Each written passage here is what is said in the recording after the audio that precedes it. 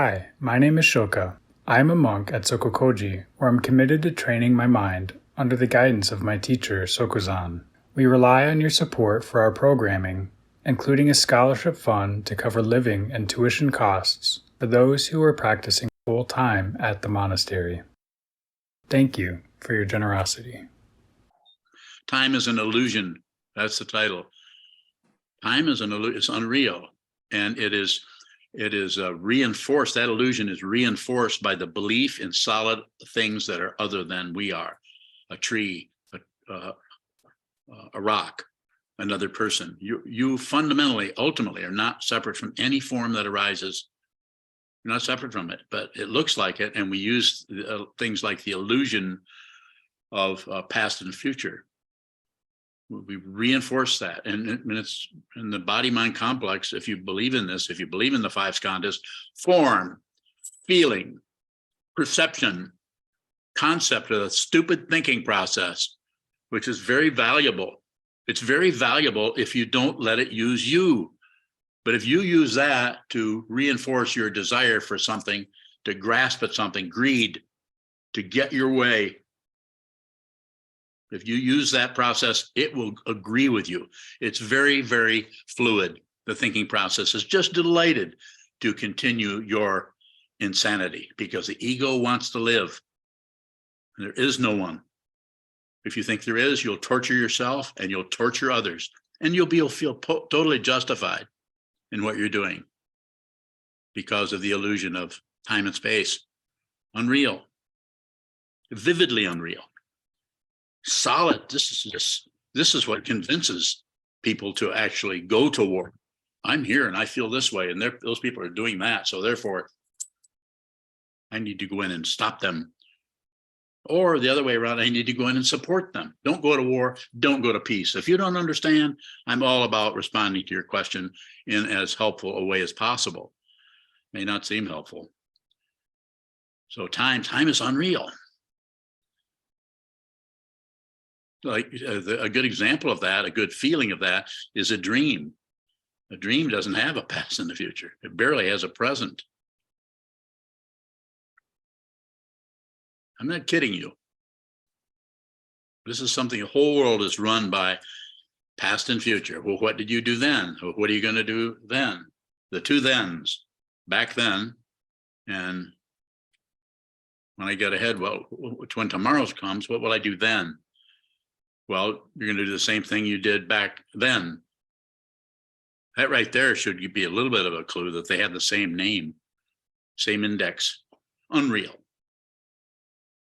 vivid, and an illusion that we think is true. Therefore, it is a delusion. We are convinced that we are someone. We are this body-mind complex, moving forward and backward through time in terms of our memory. There's only this. Sometimes it's taught as the present moment. I think that even that's a little bit extra, because then you think there's something other than the present moment. Not helpful. Find out who you are, identity. That's the main misunderstanding, a mistaken identity. You think you're a solid, separate person, and you reinforce it by fighting with this and agreeing with that and being unconcerned about that. Aggression, passion, ignoring or ignorance. Please look closely. We only have so much time. You might have another week. A very close student of mine, Toji, just passed away last Saturday. He's gone. I mean, his body's gone, but he hasn't gone anywhere. If you don't understand that, you won't be able to smile the way I'm smiling. He hasn't gone anywhere. How do I know? Here it comes. Wait for it, as it says on TikTok. Wait for it. Wait for it. Here it comes. I don't know. It's beyond knowledge. Relative knowledge is there's a sound. Now the sound is gone. Where did it go? Where did it go? Fundamentally, where does anything go? It didn't go anywhere. It's right here. Is that the same one? No, that one was in the past.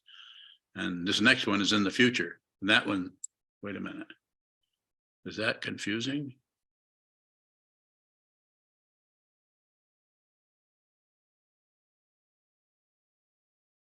time.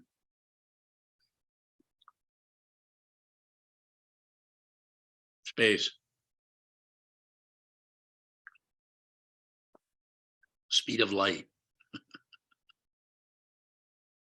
Speed actually has a number. Light.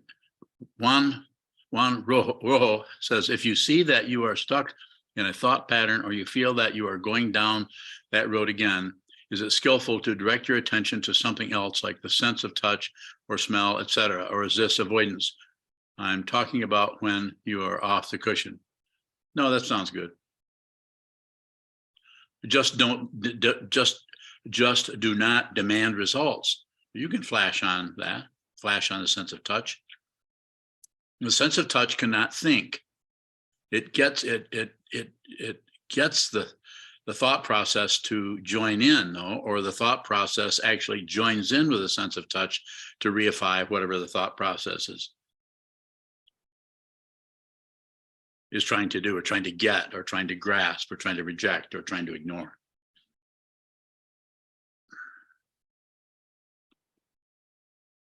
So I would say, no, you could flash on that. The idea there, though, Juan, is don't fixate on it, don't maintain it. This is why I don't teach, even though I practiced it and taught it for decades, Shine and Lakdong, or Shamatha Vipassana, or mindfulness awareness. I don't teach that because people tend to use that to maintain an identity with their mindfulness. They become more and more mindful.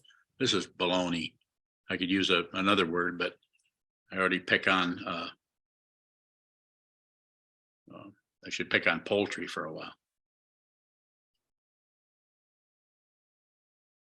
If you don't understand that, please question. I'm ready.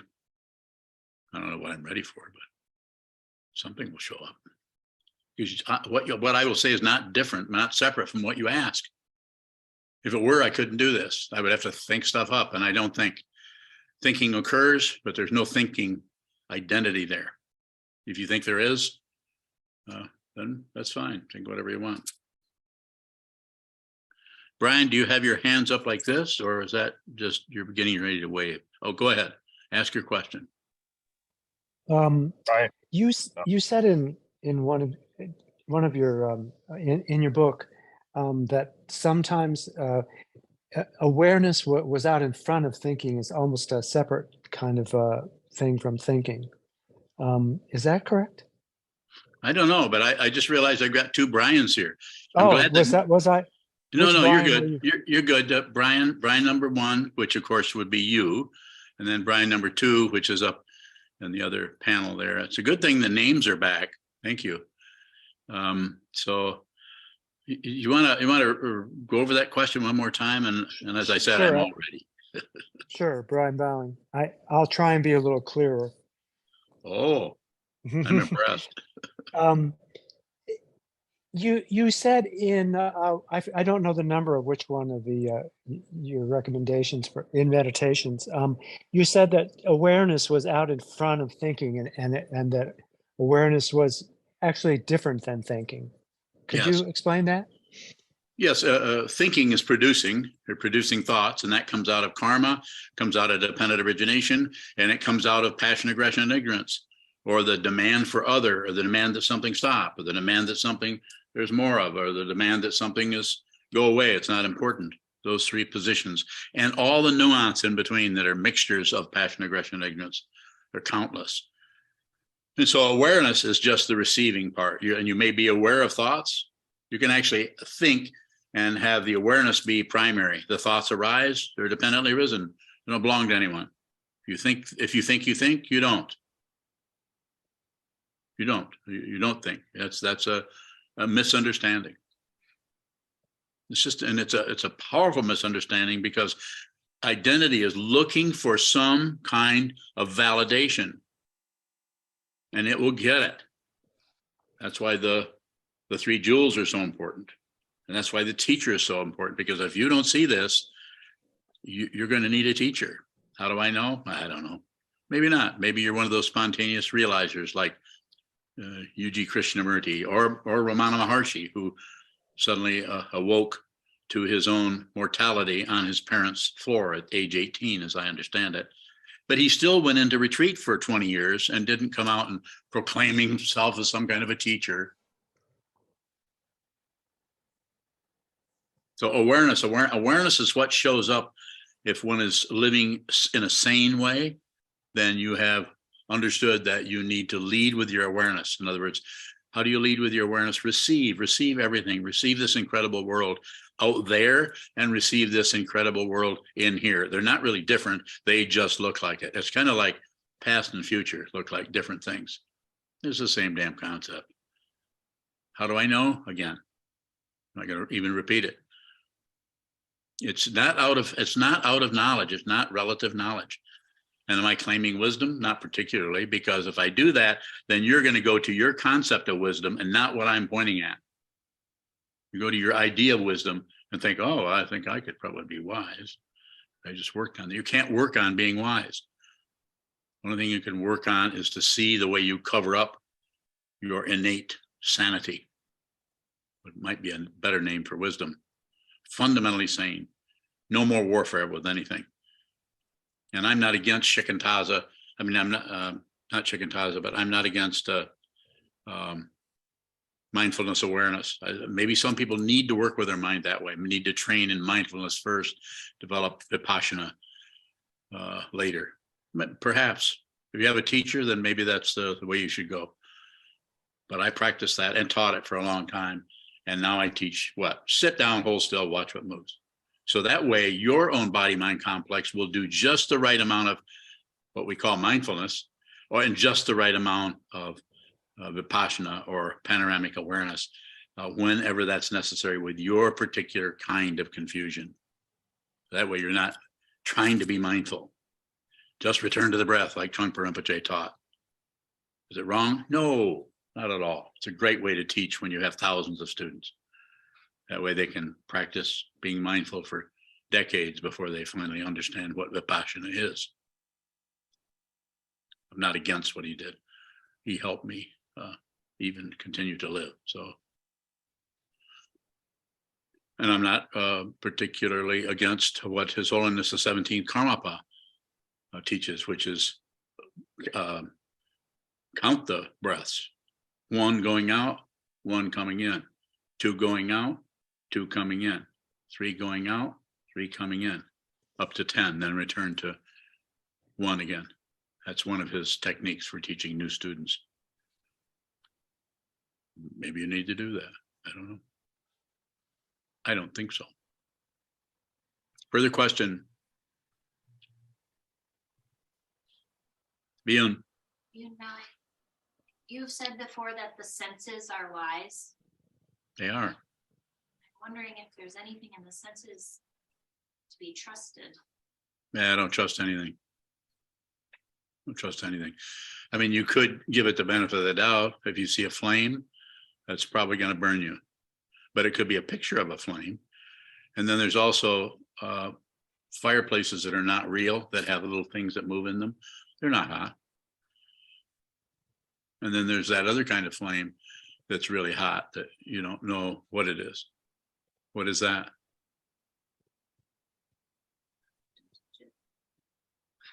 Oh yeah, you should touch that one. It's called love. But it's more the possessive kind of love that wants to have his or her own way. It's the gimme, gimme kind of love. Yeah, you should do that. Did you fall in love recently? Yeah, good. That's good. How about you? I like that where you're shaking your head. It's like, kinda. Anybody fall out of love recently? There you go. Got a volunteer there, pencil in the air. They're taking notes. Good idea. Do you see what I'm saying? I don't mean to mock anyone's emotions or feelings. Of course not. I don't mean to do that. It's that whole area can be very, very painful and difficult, challenging. But it might be if you're a student, and without me, I don't have to be there. But if you're a student of what is happening in your life, receive it. Just receive. The feeling of not understanding or not knowing is the way this works, not the idea of acquiring information about something where you're going to pass a test. No, it's worse than that, and it's better than that. It's worse because you can't figure it out. You don't know where you are. You don't know if you're getting better, getting worse. And that was the worst part, wasn't it? Or was that the better part? No, it's better than that because you're on your way to liberation. If you're on your way to anything, you can liberate yourself by looking at the walls of the mind, by looking at the bars, but you have to see them. And you have to see that those are quite often made of concepts, ideas, judgments, beliefs. Those are the walls of the mind. Those are the bars of the mind. Look at them, please. Don't believe anything. Don't disbelieve anything. Don't ignore anything. This is the way of the Tathagata. How do I know? You know how I know. And if I'm not making any sense, why would you be here? Something must make sense somewhere about what this old man is saying. If it makes some sense to you, I'm all about helping you. I'm all about that. I won't give up. You shouldn't give up. Yes. Yvonne, what does making sense look like? It's probably different for each person. It might not in the conventional, might not make conventional sense, but something's resonating there. It's like being on the same frequency as someone else. When they talk, I have no idea why I was so magnetized by Trungpa Rinpoche and why I was so repelled by my second teacher, Kobun, until looking back on it. I know I was repelled because he was teaching me. And I wanted to say, well, I already had a teacher. I already had the Vidyadhara. I don't need another teacher, but I did. I needed both of those teachers to be able to show up here as a Dharma teacher. There's no solid identity here. There's an identity, just like there is with everyone, but it's not solid. But your identity isn't solid either. But if you're here endeavoring to train your mind, then we can do that together. We'll look at the discontinuity, the asymmetry of the mind together. I'm here to help you with that, but you're going to have to ask questions or participate on some level. I would say everyone that's here is participating on some level. There's 46 windows open, so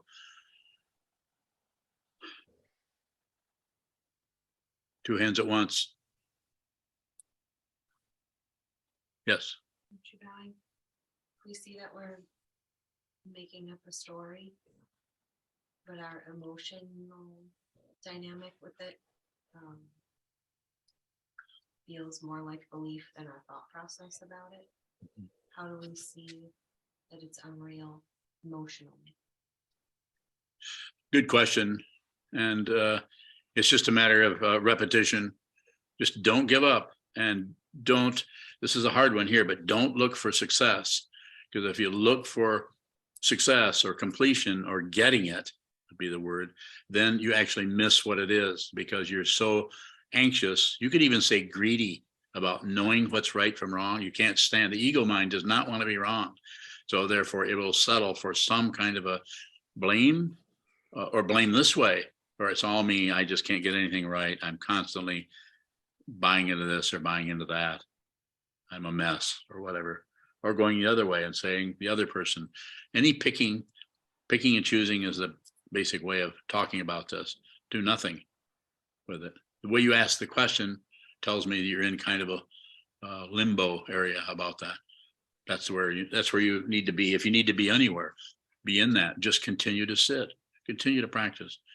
Get your butt to the cushion, to the wall, and receive what comes up, so that mind that is dealing with the issue that you're talking about, that you're describing so clearly, that is not that does not have to be solved. That's relative stuff. That's spiritual materialism. You don't have to fix anything. You don't have to get rid of anything. You don't have to do anything other than, this is my bias coming out here, is receive this amazing world in the form of the world, the other people, the room, the kind of shingle somebody has on their roof, the dent in someone's car, maybe it's yours when you go out into the parking lot, and also your own mind that is looking at that is reacting to everything. I like it, I don't like it, it's good, it's bad, this shouldn't be, that shouldn't be, I shouldn't have to put up with this. I don't know why my mind is doing this and doing that. You don't need to know why. You need to know what. What is it? Look at it and see. Look closely at it. When you, no question. You lost your question? Oh, it's almost as good as having it answered. Go ahead. What's the path quality of time being an illusion? No path. As long as you think there's time, then you feel like you're going somewhere. You think there's something to accomplish. As long as you go into that with, this is true, this is actually happening. Wisdom is always the case. It's always, there's, and even always doesn't work, because then you're setting them another polarity. It's just true. It's ultimately true. And this is available to you because of why? Because of the Tathagata, because he pointed it out, and down through the centuries, the lineage keeps pointing this out, pointing this out, pointing this out, right now until the present holder of the Dharma.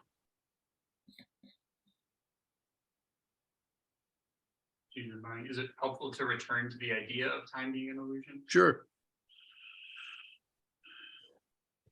You could set it up your own way, and seeing that the future that's going to come tomorrow and the past that was yesterday, see it, those are unreal. You can't, those are just creations in your mind.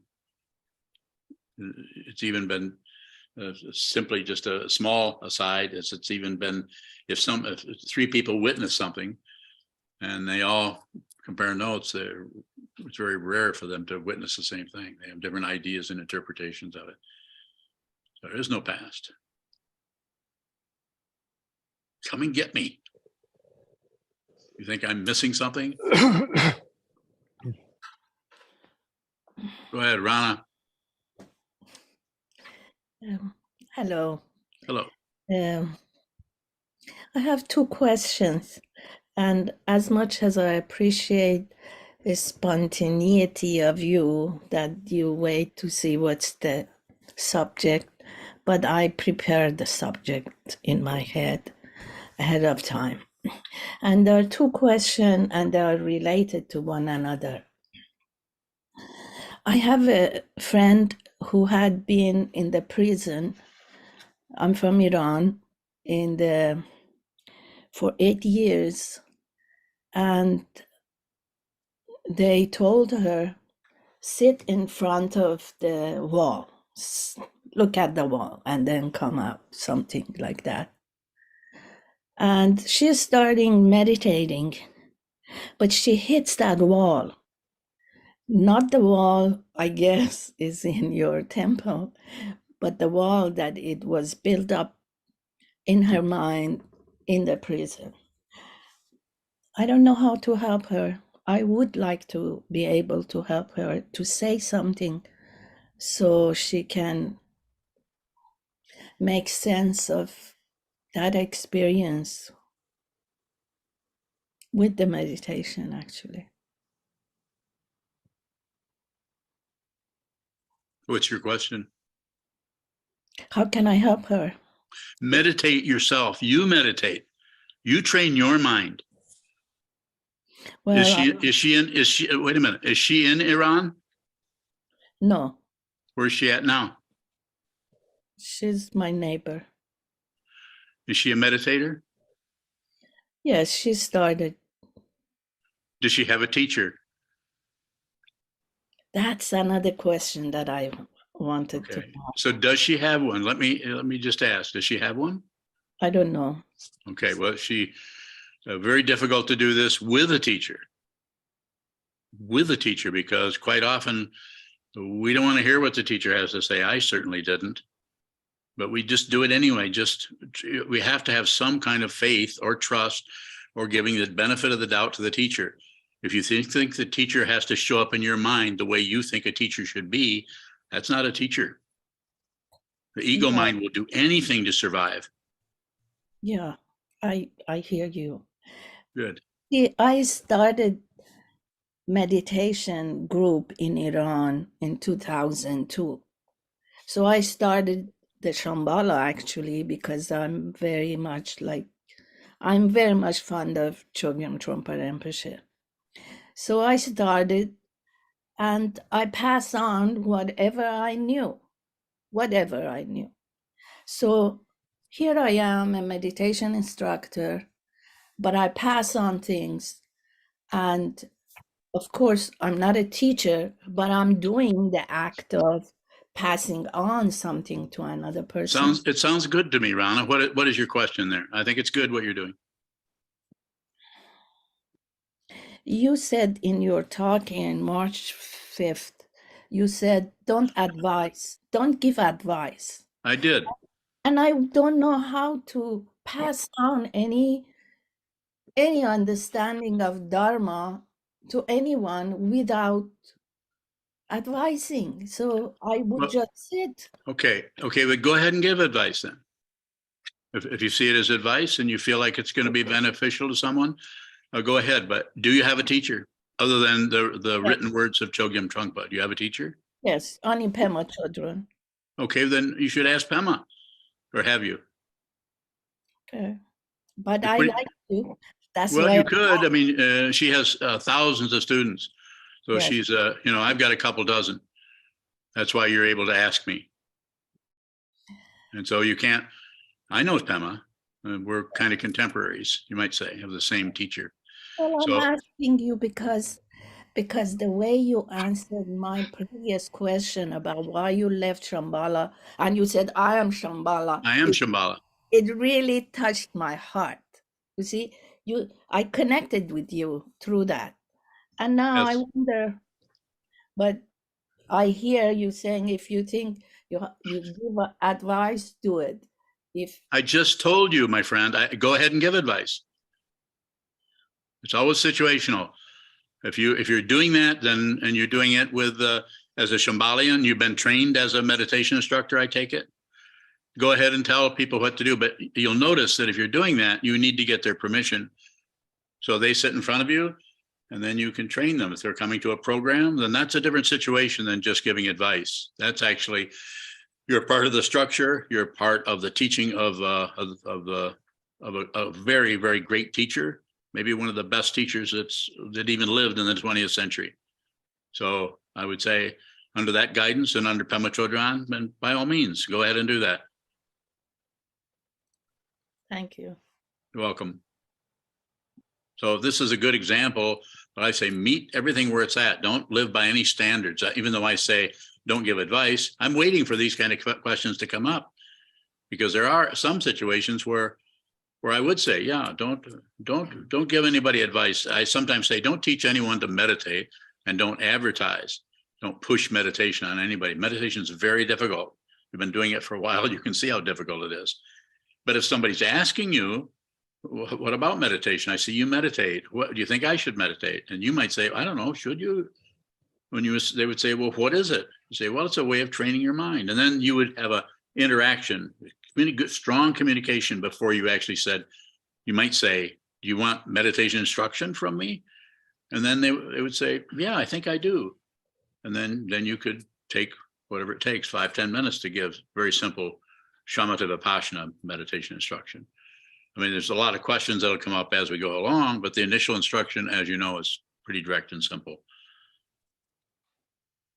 So is that helpful? Very helpful, because my dilemma was, am I a teacher? No, I'm not a teacher. What kind of name do I need a name? Instructor. You're an instructor. You teach people how to practice meditation as you were taught. But as far as being a teacher, a spiritual guide for someone, that may show up and it may not. But if you don't feel the confidence to actually do that what you're dealing with, then just continue to practice yourself. Like I said originally, just continue to meditate. Sit down, hold still, face the wall, or look at the carpeting, or look at the wall, or look at the floor. In Shambhala, we don't necessarily face the wall, but you could. It's up to you.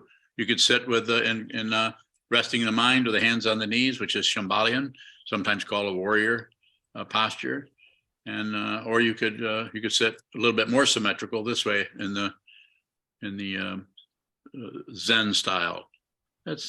I think it's more important to just do that consistently over and over again, rather than go back and forth between them. It's my karma. It had been my karma even before I knew it's my karma, you know.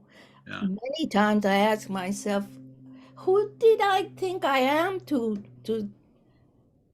take the Dharma to Iran? I mean, it's Mhm. anyways. I don't want Well, Naveed, aren't you in Iran still? Yeah, Naveed's over there. So, Yes, I probably- am, Sokuzan. huh? Yes, I am. There he is. So he's over there, and Yeah, he's contact me, Navid. I'd love to talk to you. Thank you. Thank you very much. You're quite welcome. See, this is a interesting way people get together here. People are talking to each other on this that have met on this particular as it is, which is kind of turned into not only as it is, but it's also the Wednesday night talk, which I think I'm still giving a talk. I'm not sure, maybe, but I don't mind what's showing up. Is there another question somewhere on any topic whatsoever? Jishin bowing. Eugene, What is asymmetry of the mind? pardon me? You, at the beginning of your talk, you mentioned asymmetry of the mind. Asymmetry. So what you're doing is you're sitting down and you're doing what you have a say-so about, which is that part of the mind that manifests as a physical form. There's lots more things going on here. Form, feeling, perception, concept, and consciousness, and there's lots of other things you could talk about that are aspects of the mind. The feeling of at the fingertips and all the feeling in the heart and the emotions, different kinds of feeling are happening. And you can differentiate them if it makes you feel better. So, or not, you can just meet them as they are in the confusion of the ego that wants to get some kind of a handle on everything. So the symmetry is you create the symmetry, sitting down symmetrically as the Buddha did 2,500 years ago. We see that form everywhere. We see it on altars, and we see it in paintings and tankas and so on.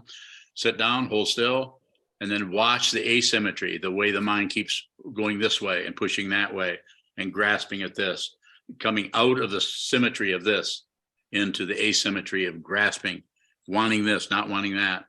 We do it in our mind stream. We argue with ourselves. We have conflicting emotions about the nature of anything that shows up. One of the ways this shows up in a conventional way, it's kind of a homely example, but it's there. Excuse me. And that is a part of me wants this, but another part of me wants this. So we're actually, that's proof right there that the mind is able to do not only two things at once, but probably many, many things all at the same time. The mind is always finding its own form. And if what is showing up in that form is confusion, the mind will find it. The consciousness will show up as that form. And right now you can be just grateful that you have a human form that is in a human realm, not the hell realm, not the jealous God realm, not the God realm that is completely secure and safe from anything, but is in a human realm where there's actual curiosity about what this is. That's where you're going to hear the Dharma. If you have ears to hear, you'll hear it. Jishin bowing. Thank you. What is the manifestation of the mind which is symmetrical? Nothing's happening. Nothing is happening.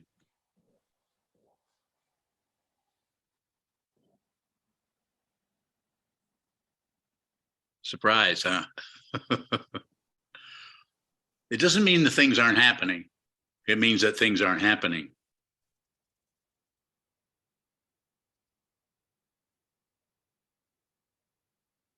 Monica.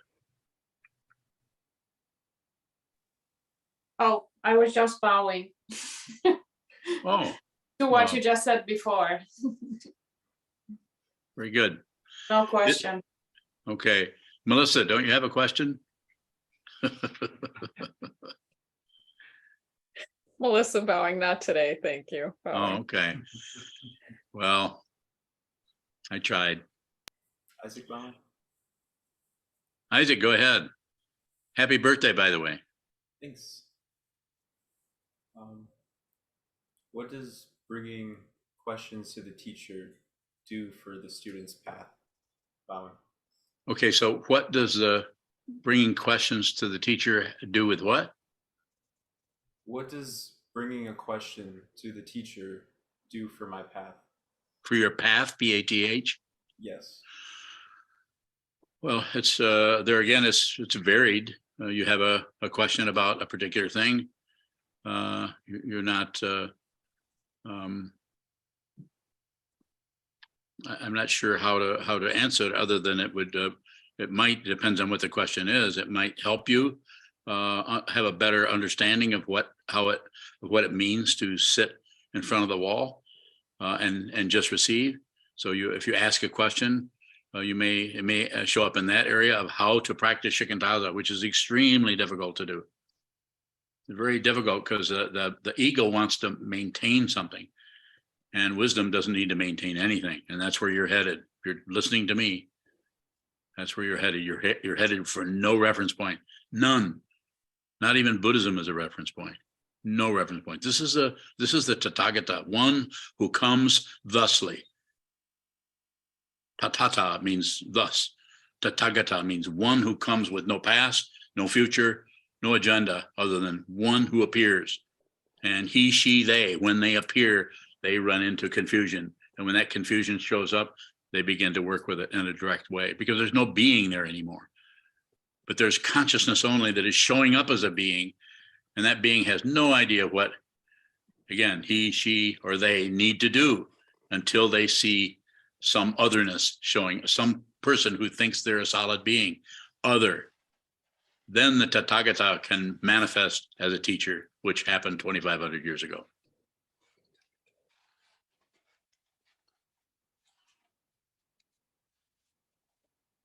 Further question, Isaac? Isaac Bowing.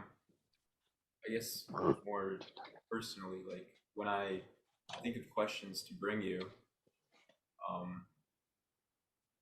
they don't stand still. They're kind of they move around and they're gone through by my intellect. So yeah, but that's just because you're a Pisces. Just joking. No, I'm just saying, sometimes that variability situation, just catch a hold of it as best you can. You don't need to produce a perfect question. You don't need to produce some kind of a question that people are going to evaluate or judge or something. You could just ask it very simply, and it can have to do with that. You could say, well, my question was I this. did a little bit. He's still talking. Something turned on? Did somebody accuse me of still talking? Uh-oh. That's true. So in other words, however it shows up, backwards or forwards, just pick it up wherever it's at. As far as you can't confuse me. I'm already confused as I'm ever going to get. I've been confused since I was born. You don't have to get rid of anything. Actual sanity is confusion. Sometimes it's called transmutation. Sometimes it's called not separate. That wisdom and delusion are not separate. They are co-emergent. They come out together. The suffering of the world and the compassion of the world arise together, just like these hands come together. They're not the same hand, but they're certainly not different from each other. Well, a little bit. Like this. That's what you're doing. Every time you bow out to the altar, you're bringing this and that, past and future, together. Just a way of talking about it. If it's helpful to you, then use it. If it's not, don't worry about it. Not here to sell anything. We're still at 43 windows open, so got to be some more questions in here somewhere. You have one? When you're bowing. A minute ago, you said something to the effect, Isaac, that when the Tathagata sees other, it manifests. Tathagata manifests. So are you saying that unless there's confusion, the Tathagata? There's no Tathagata unless there's confusion. Yes, because the Tathagata is still coming thusly, but there isn't anything but the Tathagata. But when something shows up, there's confusion, then the Tathagata is there. The Buddha is there. So if you see that someone else needs help, then you look and see, can I help them or not? Or am I going to add to their confusion by helping them? But So there is no other without confusion.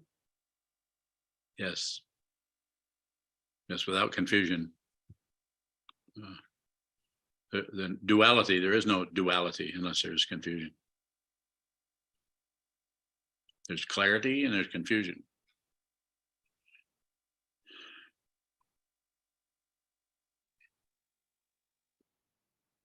Kozan, don't you have a question? Come on. Goes on bowing. You said asking yourself, like we were us, am I going to help them or am I going to add that to their confusion? And sometimes you say, don't ask or questions. How would you even know the answer to that before you? Oh, you might not. And there again, it's dependent, there isn't. So it depends on so many things. But if you're asking that question, if there's someone there and you feel like you need to move in that direction because you possibly can help them, I would just say, trust yourself. I also say, don't meddle.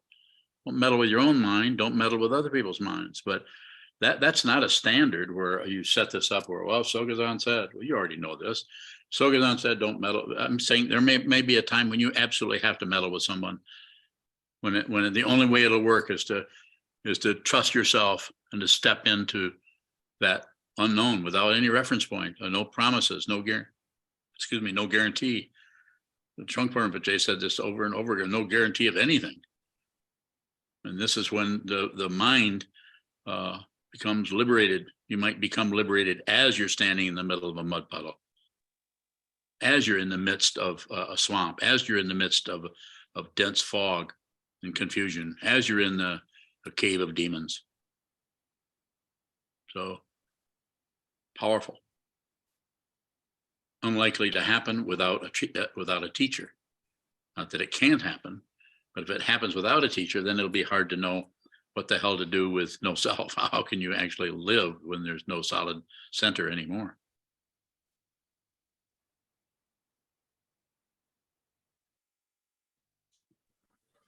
Kayun bowing. Kayun. As a Sangha, how can we support Toji as he transitions bowing? But you can think about him. You could put we have a picture of Toji on the altar, and in 49 days, it was just a traditional way of working with it. And we'll chant the sutra and chant the Heart Sutra and burn his picture in order to help him. So are we really helping him? It doesn't matter. It's the intention that's important. The intention to be of service, the intention to support him as he transitions. So we don't know what it's like to do that. My last talk with him was probably a week or so before he left last Saturday afternoon, and it seemed like he was he had a tumor back here that might make things more confusing for him as he was passing. But I think that his actual passing, once that was complete, once he had passed, I think he was probably quite clear about what was happening. He might be quite clear about his confusion, but that's still clarity. I think he's doing fine. He even said that he was very curious about what that was going to be like. That's a powerful statement for someone who is facing their own end, who's only 75. I mean, I'm several years older than he is, and I'm still here so far for the next little while. So the best way to support him is to remember him and to let him go. If you wanted to put a photo, you could also just put a paper with his name on there. Toji means transparent earth. I gave him that because he was very practical and was looking right through his temporary nature into his self nature when I met him. He just didn't know it, but he knows it now.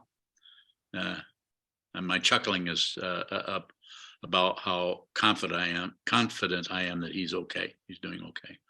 He's not trapped in his thought patterns.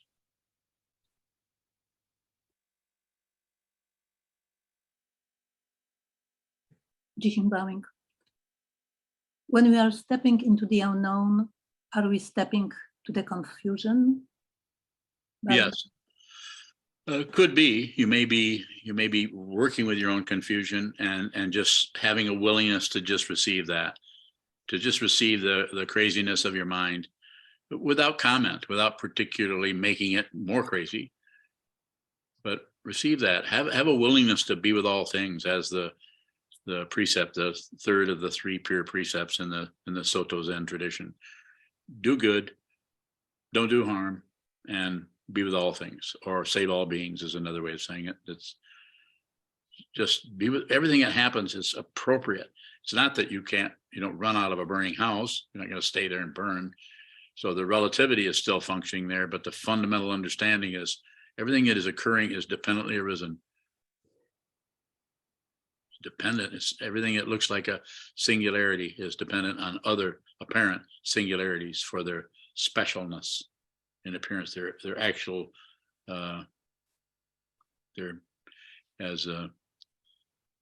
was it that said everybody's going to get 15 minutes of fame? Anybody remember? Who was it? Andy Warhol said that. So you're going to get 15 minutes of fame.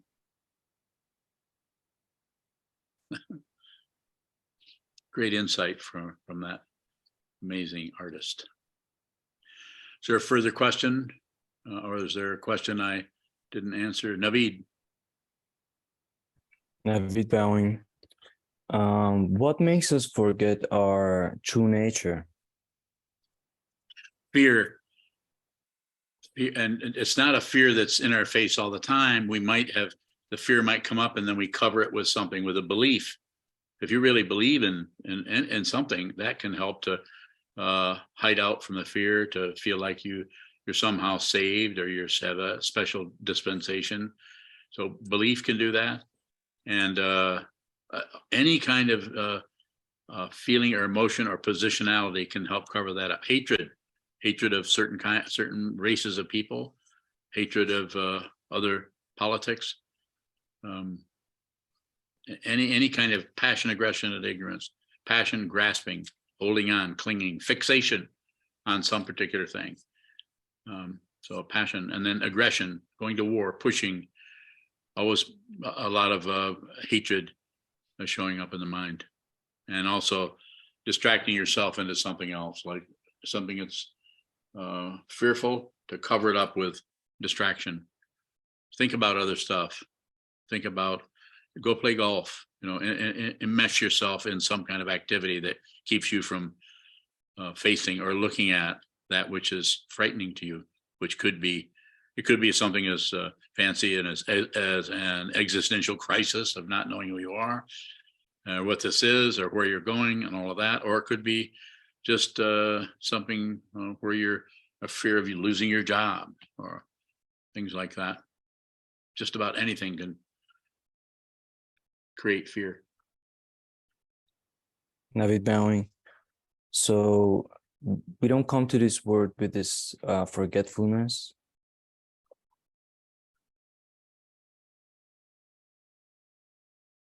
I asked, we don't come to this world with this forgetfulness. I mean, we don't get born with it. I think I don't know exactly how that functions, but we come into this world with the confusion and with the karma that came out of what I will refer to as a past life. I don't think it's solidified in terms of being a particular identity. Like, I don't think you, Naveed, had another lifetime, but there might be in consciousness, because consciousness, when the body drops away, consciousness doesn't have the walls of the mind that protect the individuality, albeit untrue, a false identity of me and my stuff, my ideas, my concepts, my hopes, my fears. So that area comes apart, as Trungpa Rinpoche once said to a woman was asking him, and I have to paraphrase a little bit since I don't remember the exact thing that he responded, but it was something like, she asked, do you, talking about the 16th Karmapa when he passed away, she was asking, so will His Holiness, whom the person that she knew, when he passes away, will he come back again as a, will it be that person? And the Vidyadhara's way of responding to that was, and again, I'm not exactly clear on what he said, so I might be a little off. Any of you who have a memory of this or know where to read it at can inform me. So he was saying that you, referring to her, you and His Holiness your consciousness can get together and you can be the next Karmapa. So what was he saying by that? He was saying that the discontinuity, the walls of the mind come apart in a certain sense, and they come apart in accordance with dependent origination. So there's no way you can figure that out. It's like I'm using my fingers like this to say that it looks like this, and then it comes together like this, and then there's birth. And then it goes together like this, and then as soon as there's birth, the two othernesses look like one thing. So therefore, if you just look at the incarnations of the 17 Karmapas and you read about their lives, pretty astonishing what some of these, the way in which these people were able to teach down through the centuries. Astonishing teachings from his Tusam Kempa, the first one, Karmapakshi, Rangjung Dorje, the 8th Karmapa, Mikyo Dorje, and all kinds of teachings from these teachers that is just amazing, insightful, coming from centuries and centuries ago. So I think we can close. We're beyond our scheduled time, which is no matter. Thank you all for coming, and Turn around and right, we go back to sitting. oh, that's right, we do. So we're going to go back and sit, right? But I get to leave, don't I? Okay, good. Okay, thank you all for attending.